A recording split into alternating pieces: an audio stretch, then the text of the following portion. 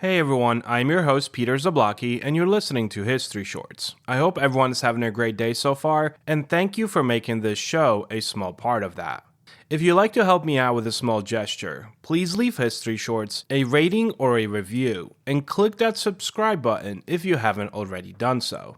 For sources and books used as the basis for these episodes, how to advertise on a show, and other information such as a list of our upcoming guests on the Conversation series, or a link to our Patreon account where you can find exclusive episodes not heard here, please visit www.historyshortspodcast.com. Today's episode is brought to you by the Podcast Republic, your ultimate podcast listening app. Discover and subscribe to thousands of podcasts from around the globe, all in one place. Download Podcast Republic now and take your podcast experience to the next level. Having said all of that, at midnight on August 13th, 1961, Berlin slept under a tense summer sky. For years, the city had been the central fault line in the Cold War, a place where ideologies of East and West rubbed together like tectonic plates, threatening to rupture into open conflict. But in the early hours of that Sunday, the rupture took a new physical form. As the rest of the world woke, East German soldiers, backed by Soviet authority, began sealing off West Berlin from East Berlin with a barbed wire and armed patrols. The Berlin Wall had begun. Not yet the towering concrete barrier it would become, but a crude fence of wire coils, guard posts, and hastily erected barricades. Here is the rest of that story.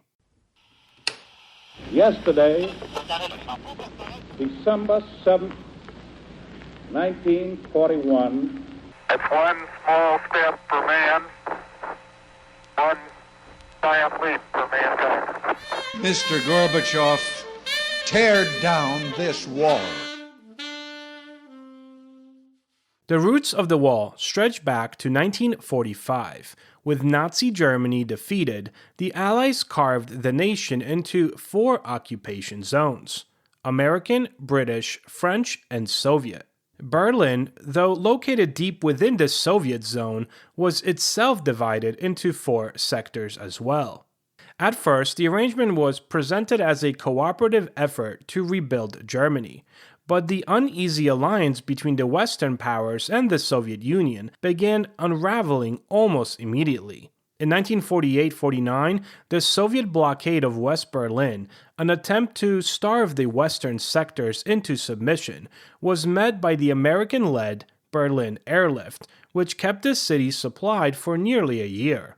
The airlift was a triumph for the West and a humiliation for the Soviets. But it left no doubt. Berlin was a Cold War flashpoint.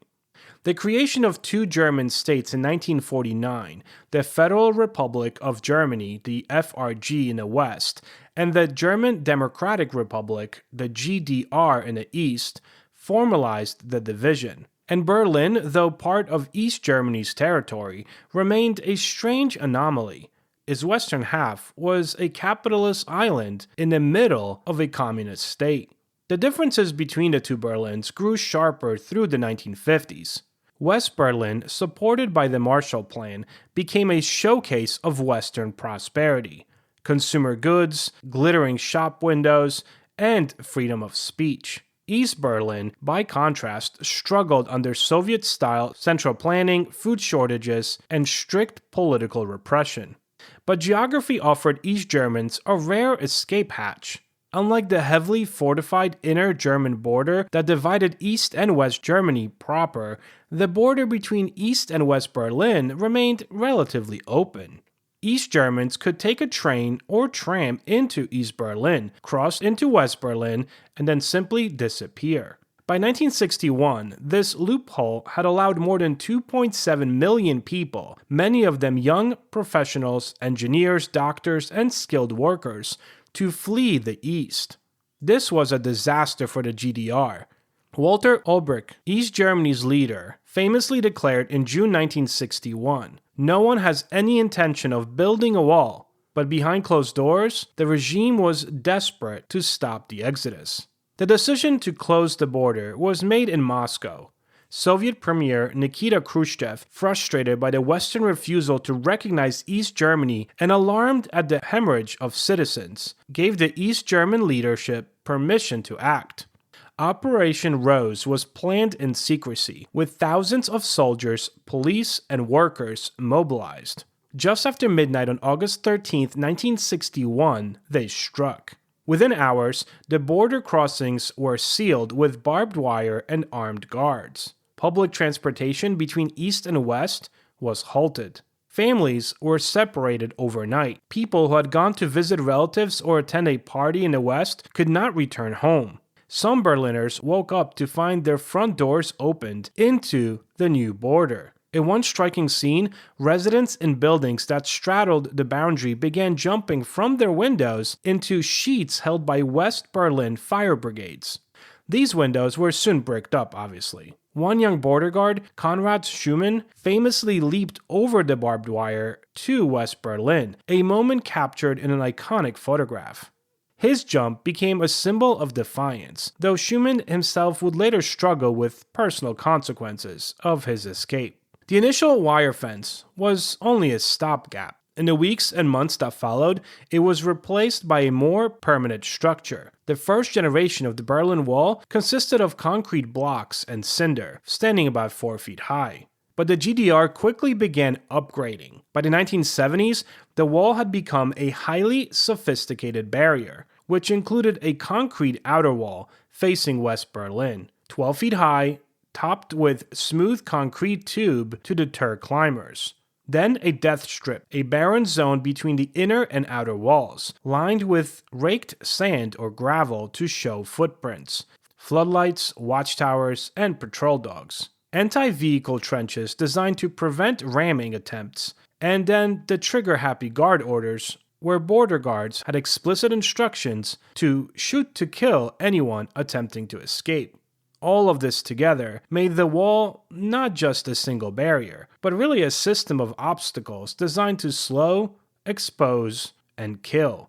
Over time, it stretched 96 miles around West Berlin, cutting it off from East Germany entirely. For ordinary Berliners, the wall was a wound running through their lives. Families were split, jobs lost, and friendships severed. Some could see relatives across the border, but not reach them. The sense of imprisonment was profound, and yet people tried to escape. Ingenious and desperate, attempts became legend.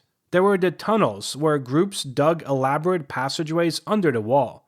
One, Tunnel 57, allowed 57 East Germans to escape in 1964. There were also hot air balloons, specifically those built by the Strelzik and Wetzel families, who using a homemade balloon flew to the west in 1979. Still others modified vehicles to hide escapees in secret compartments and even fired zipline cables to buildings in the west and then slid across. I guess this is where I mentioned that many of these attempts had failed. At least 140 people died at the wall, though some estimates are much higher. The death of Peter Fechter in August 1962 shocked the world. Shot in the pelvis during an escape attempt, he collapsed in the death strip, where he lay for nearly an hour as West Berliners shouted for help. East German guards did nothing. He bled to death in full view of the media. From the moment it went up, the wall became the most potent symbol of the Cold War. To the West, it was proof that communism could only survive by imprisoning its people. To the East, it was portrayed as a defensive measure against Western aggression. Western leaders used the wall as a backdrop for statements of defiance. In June 1963, President John F. Kennedy stood before the wall in West Berlin and declared Ich bin ein Berliner, signaling solidarity with the city. In 1987, as you hear every time you put on this podcast, Ronald Reagan, speaking at the Brandenburg Gate, issued his challenge. Mr. Gorbachev, tear down this wall. The wall was also a diplomatic tripwire. Any major incident, a shooting, a defection, a miscalculated military move, risked spiraling into superpower confrontation. By the 1980s, the Soviet Empire was weakening. Economic stagnation, political unrest, and Mikhail Gorbachev's reforms, glasnost, which meant openness, and perestroika, meaning restructuring, encouraged demands for change across Eastern Europe. In East Germany, protests swelled. The Monday demonstrations in Leipzig drew tens of thousands, chanting for freedom and reform. The GDR leadership under Erich Honecker resisted, but when Hungary and Czechoslovakia opened their borders to the West in 1989, East Germans began fleeing through those countries in massive numbers. The wall's end came suddenly, and almost accidentally. On the evening of November 9th, 1989, East German official Günter Schabowski, in a live press conference, announced that new travel regulations would allow East Germans to cross into the West effective immediately. In reality, the plan was to implement the policy the next day, with very specific procedures. But Schabowski's vague statement was interpreted as an immediate opening. Word spread like wildfire. Thousands of East Berliners gathered at the checkpoints, demanding passage. Confused border guards, without clear orders and facing an overwhelming crowd, eventually opened the gates. West and East Berliners surged into each other's arms. People climbed atop the wall, singing, laughing, and chipping away at it with hammers. The fall of the Berlin Wall was more than the physical destruction of a barrier. It marked the symbolic end of the Cold War. Within a year, Germany was formally reunified on October 3, 1990, but the scars remain. Parts of the wall have been preserved as memorials, covered in graffiti that once would have been impossible on the east side and was only visible on the west. For many Berliners, the memory of division still lingers. In neighborhoods, in family histories, and in the collective psyche of a city that was once the focal point of the world's greatest ideological conflict. Thanks for listening. This week on the Conversation series, one of America's most influential filmmakers of all time, Mr. Ken Burns. Life isn't tidy. It doesn't fit into the binary systems that are media culture, 1 and a 0, our political culture, red state, blue state. Stories are complicated. In fact, I have in my editing room a neon sign, lowercase cursive, that says it's complicated.